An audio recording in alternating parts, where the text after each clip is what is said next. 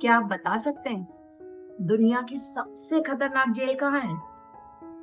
आपके दिमाग में किसी बड़े देश की बड़ी जेल का नाम आया होगा, जहां ऊंची ऊंची दीवारें होंगी, लोहे के दरवाजे होंगे, पहरेदार होंगे, उनके पास हथियार होंगे, है ना?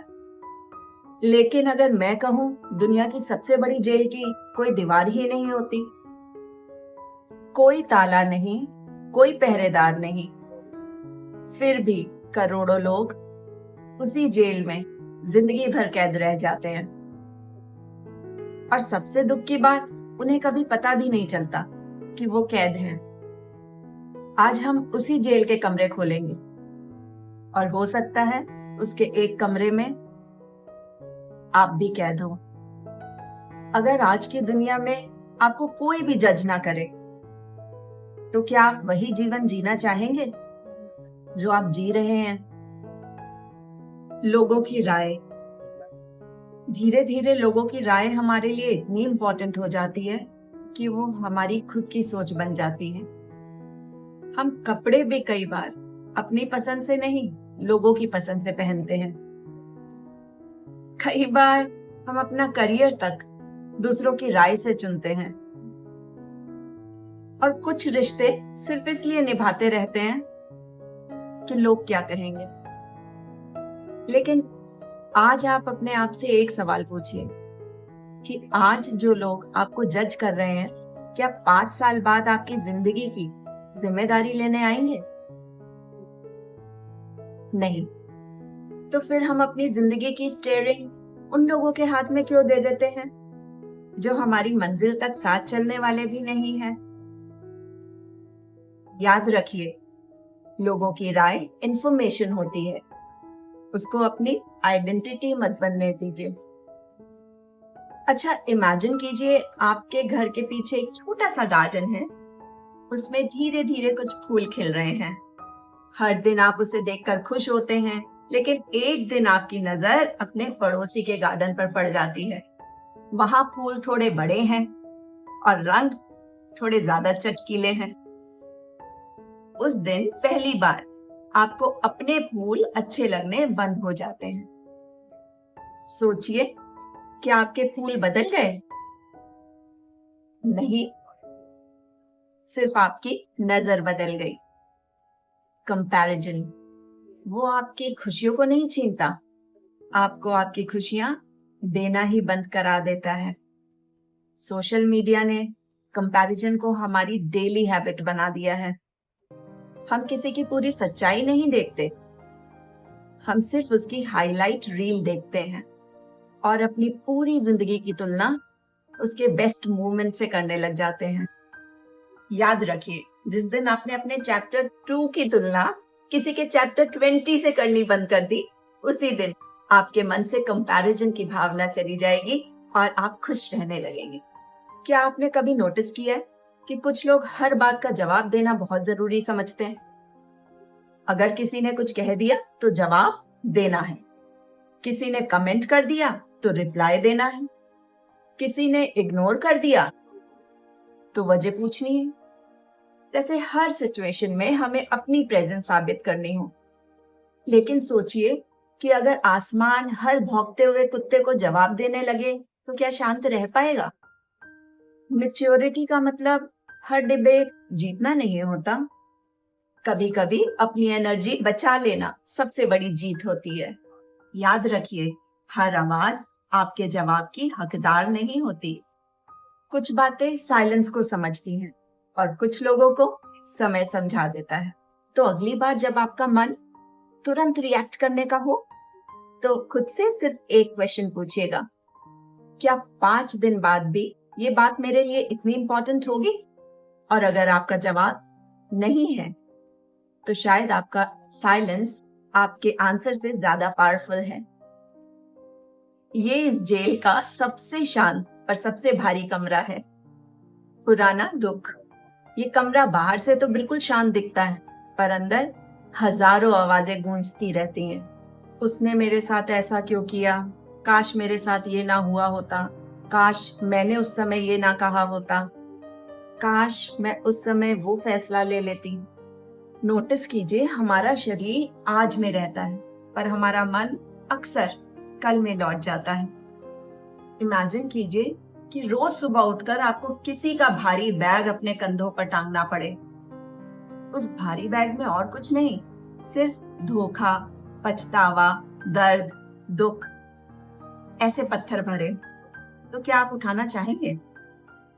हम अक्सर शिकायत करते हैं, जिंदगी इतनी भारी क्यों लगती है? पर जिंदगी भारी नहीं है, हमने उसे भारी बना दिया है। मैं बिल्कुल ये नहीं कहना चाह रही कि आप अपने पास्ट, अपने अतीत को भूल जाइए। वो एक टीचर है, उससे सीख लीजिए और आगे बढ़ जाइए। अब हम उस रूम में पहुंच गए हैं जहां शायद सबसे ज्यादा लोग कैद हैं, जिसका शायद सबसे ज्यादा सबको डर है। फ्यूचर अभी आया नहीं, लेकिन उसका डर। कभी जॉब की चिंता, कभी पैसों की, कभी हेल्थ की, कभी बच्चों की, कभी उस बात की जो शायद कभी होगी ही नहीं। उस कल की चिंता में हम आज का सुख भी ठीक से नहीं ले पाते। हम अपने आप से कहते रहते हैं, बस थोड़ा और, ये प्रॉब्लम ठीक हो जाए तो फिर सब ठीक हो जाएगा। बस अगले महीने थोड़ा सा पैसा और हो जाए तो सब ठीक हो जाएगा। पर जिंदगी थोड़ा और में ही निकल जाती है। और हैप्पीनेस फ्यूचर की तारीख पर टलती रहती है। फ्यूचर को बनाने का सबसे अच्छा तरीका फ्यूचर से कभी डरना नहीं, बल्कि प्रेजेंट के साथ ईमानदार होना है। आज जो आपके पास है, क्या आपने उसे 100% जिया? क्या आपने आज के समय को महसूस किया? क्या जो प्रेजेंट में आपके पास है, आपने उन लोगों को यह एहसास कराया कि वो आपके लिए इम्पोर्टेंट है? क्योंकि एक दिन जब फ्यूचर आएगा ना, तो वो भी प्रेजेंट बनकर ही आएगा। और फिर आप प्रेजेंट को महसूस ही नहीं करना सीखे तो कैसे उस फ्यूचर को एंजॉय कर पाएंगे? माना भविष्य आज के निर्णय से बनता है, पर आज की खुशियां भविष्य नहीं डिसाइड कर सकता। तो इसलिए प्रेजेंट को पूरी तरह से जिए। तो इसलिए ये भी समझिए कि प्रेजेंट कभी वापस नहीं आएगा। अब जिस कमरे में हम जा रहे हैं, वहां सबसे ज्यादा लोग रोते हैं, क्योंकि वहां कोई और सजा देने के लिए नहीं होता। लोग खुद ही खुद को सजा दे रहे होते हैं। एक बात बताइए, अगर किसी बच्चे से कोई गलती हो गई तो क्या आप उसको जिंदगी भर उस गलती के लिए सजा देंगे? नहीं। तो फिर अपनी गलती के लिए खुद को जिंदगी भर क्यों गिल्ट में रखते हैं? खुद को क्यों तकलीफ देते हैं? देखिए, गलती का उद्देश्य आपको तोड़ना नहीं, आपको बदलना होता है। अगर कोई गलती आपको बदल देती है, आपके व्यवहार को बदल देती है, तो वो आपकी टीचर होती। और अगर कोई गलती आपको रोज सुबह उठकर सजा देती है, तो वो आपकी टीचर नहीं, जेलर होती है। फॉरगिवनेस हमेशा दूसरों के लिए नहीं होता, अपने लिए भी होता है। अगर खुद से कोई गलती हुई तो उसको मानकर, सुधार कर आगे बढ़ जाइए। अब हम आखिरी कमरे में आ गए हैं और शायद यही कमरा सबसे बड़ा कमरा है। सब कुछ अपने हिसाब से चलाने की चाह। हम चाहते हैं सब कुछ हमारे हिसाब से ही हो, लोग वैसा ही व्यवहार करें जैसा हम चाहते हैं, और रिश्ते वैसे ही चले जैसा हम चाहते हैं। जिंदगी वैसी ही बनी रहे जैसी हमने प्लान की है। पर लाइफ कॉन्ट्रैक्ट नहीं है जिस पर हमने साइन किए हैं। लाइफ नदी की तरह है जिसमें आप तैर सकते हैं, पर उसे अपनी दिशा में बहाने का ऑर्डर नहीं दे सकते।